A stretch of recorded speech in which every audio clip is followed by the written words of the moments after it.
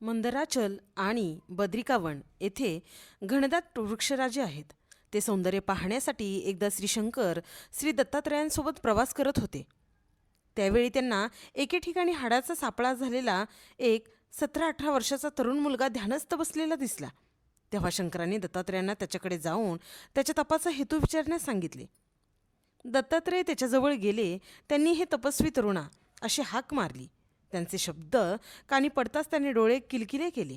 तेव्हा दत्तात्रयांनी तू एवढे घोर तप कशासाठी करतोयस असा प्रश्न त्याला विचारला. त्याने आपले डोळे उघडले, त्यांना नमस्कार केला आणि सांगितले, गेल्या 12 वर्षात येथे एकही माणूस मला कधी दिसला नाही. अंबाभवानीच्या कृपेने आपण भेटलात. आपण कृपाप्रसाद घेऊनच आला असाल. त्यावर श्री दत्तात्रय म्हणाले, मी यात्रीसूत दत्त आहे. तू हे घोर तप का करत आहेस? त्यावर त्याने त्याचे चरण पकडले. तो म्हणाला, गुरुदेव, मी धन्य झालो. माझे तप यशस्वी झाले. मी ईश्वर प्राप्तीसाठी तप करत आहे. ब्रह्मा, विष्णू व महेश यांचे एकत्रीकरण म्हणजे तुम्ही आहात. मी असा कोणता अपराध केला होता? माझी 12 वर्ष तुम्ही का उपेक्षा केलीत? श्री दत्तात्रयांनी त्याला उचलून आपल्या दिव्य बाहूने आलिंगन दिले. त्याचे सांत्वन केले. त्याला सर्वप्रथम सुदृढ दिले. त्याच्या मस्तकी वरदहस्त ठेवला व त्याला उपदेश केला. त्यामुळे त्याची भेदबुद्धी नाहीशी झाली. माया नष्ट होऊन सर्वच एकच परम चैतन्य त्याला दिसू लागले. ही अवस्था तुला वारंवार दिसेल असा आशीर्वाद देऊन तुला शंकर भेटायला आले आहेत असे दत्तात्रयांनी त्याला सांगितले. तो भानावर आला, आश्चर्यचकित झाला. दोघेही जण शंकराच्या जवळ गेले. शंकरांनी त्याला मसीच्या पोटातील अवस्थेची आठवण करून दिली आणि दत्तात्रयांना त्याला सर्व सिद्धींचे सामर्थ्य देण्यास सांगितले. श्री दत्तात्रयांनी त्याला अनुग्रह दिला. त्याला सर्व देवतांचे वरदान प्राप्त करून दिले. पंचमहाभूतांवर अधिकार मिळवून दिला. नाथ हे नाम, मचिंद्र हे स्वतःचे नाव. संप्रदायाची शृंगी आदी लक्षणे, कान विंधण्याचे संस्कार, परंपरा चालवण्याचे, शक्ती संक्रमित करण्याचे, दीक्षेचे सर्व सामर्थ्य दिले. 6 महिन्यानंतर श्री दत्तात्रय व शंकर निघून गेले. मचिंद्रही दक्षिणेकडे निघाले. फिरत फिरत मचिंद्र आंबेचे जागृत ठिकाण असलेल्या सप्तशृंगी येथे आले. ते आंबेचे स्तवन करू लागले. स्तवन करतानाच संकटग्रस्तांसाठी एखादे दिव्य शास्त्र काव्यरूपाने रचण्याची त्यांना इच्छा झाली. पण त्यासाठी दैवतांना अनुकूल करून घ्यायचे हा त्यांच्यापुढे मोठा प्रश्न होता.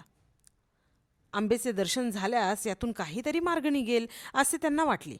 म्हणून आंबेने दर्शन द्यावे यासाठी त्यांनी एका सप्ताहाचे अनुष्ठान मांडले. ते पूर्ण होताच अंबादेवीने त्यांना दर्शन दिले. देवी म्हणाली, तुला शाबरी विद्या हवी आहे. मी सांगते तसे केले तर सर्व सिद्धी तुला प्राप्त होतील. असे सांगून देवीने त्यांना तिच्याबरोबर मार्तंड पर्वतावर नेले. नाग अश्वत्थ नावाचा वृक्ष त्याला दाखविला. बीजमंत्राने हवन केल्यानंतर मचिंद्र तो वृक्ष पाहू शकला. त्या वृक्षावर 52 वीर, 12 मातृका, सूर्यादी सर्व देवता व शस्त्रास्त्र देवता फांद्या फांद्यांवर विराजमान झालेल्या त्याला दिसल्या. पण त्या सर्व मुक होत्या. तेव्हा देवी म्हणाली, या सर्व देवता तुला अनुकूल होऊन विद्यामंत्र निश्चितच देतील. पण त्यासाठी तुला एक काम करावे लागेल. तू ब्रह्मगिरीला जा.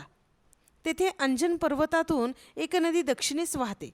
तेथे नदीच्या पात्रात हत्तीच्या पावला एवढी कुंडे आहेत. पांढरीच्या वेली घेऊन एकेका कुंडात एक एक वेल टाक. परत येताना ज्या कुंडातील वेल सजीव असेल त्यात स्नान कर. त्या कुंडातले पाणी काच पात्रात बंद करून घेऊन परत येथे ये. मात्र त्या कुंडात स्नान केले की लगेच मूर्छा येईल. पण त्यावेळी आदित्यच्या 12 नावांचे सतत नामस्मरण केलेस तर तुला काही त्रास होणार नाही. तू शुद्धीवर येशील. ते पाणी या वृक्षांवर शिंपडले की एक देवता प्रसन्न होऊन तुला ज्ञान देईल. एका वेळी एकच देवता प्रसन्न होईल. तरी देखील तू अजिबात न कंटाळता आवश्यक तेवढ्या खेपा घाल आणि सर्व देवतांना वश करून घे. एवढे सांगून देवी गुप्त झाली. मचिंद्राने वाटेतून पांढरीची वेली घेतली. देवीने सांगितल्याप्रमाणे त्याने केले. एका कुंडातील वेल फक्त जिवंत राहिली. त्याने त्या कुंडात स्नान केले पण त्याला लगेच मूर्छा आली.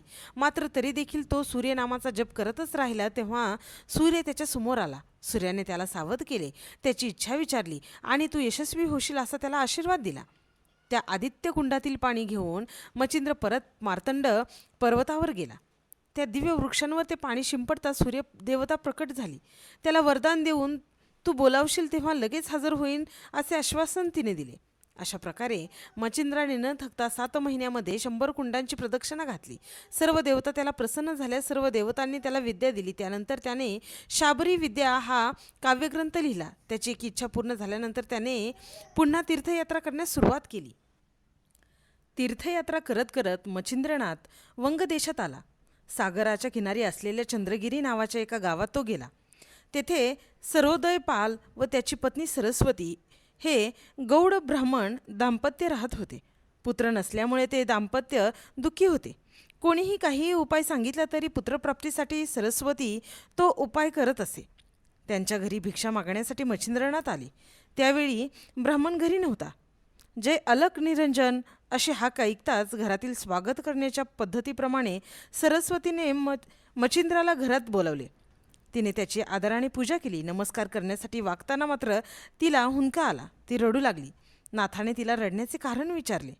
पुत्र नसल्यामुळे माझा जन्म व्यर्थ आहे, आम्ही खूप दुःखी आहोत असे उत्तर तिने दिले. नाथांना वाईट वाटले. त्यांना तिची दया आली. त्यांनी विचारले, माझे ऐकाल का? मनात कोणताही संशय न आणता मी सांगितलेला उपाय कराल का? तिने हो म्हणताच नाथांनी आपल्या झोळीतून भस्माची एक चिमूट काढून तिच्या हातात दिली आणि सांगितले, हे अतिशय शक्तियुक्त दिव्य असे भस्म आहे. न विसरता कोणतीही हेळसांड न करता या भस्माचे सेवन कर. हरी नावाचे ऋषी तुझे पुत्र होऊन अवतार घेतील. 12 वर्षांनी मी परत येईन. तेव्हा तो मोठा झालेला असेल. त्यावेळी मी त्याला दीक्षा देईन. तो खूप प्रसिद्धी मिळवेल. सरस्वतीला या गोष्टीचे आश्चर्य वाटले. मच्छिंद्रनाथ तेथून गेल्यानंतर ते भस्म लगेच खाण्याऐवजी तिने त्या भस्माची पुडी बांधली. तिने हे वृत्त गुप्त ठेवण्याऐवजी शेजारच्या आजूबाजूच्या सर्व बायकांना सांगितले.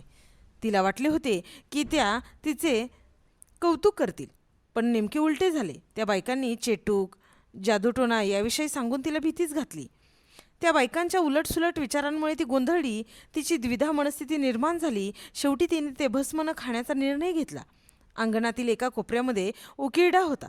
त्या उकिरड्यामध्ये गाईचे शेण, गवत काडी यांच्या केरकचऱ्यांचा मोठा ढीग साचलेला होता.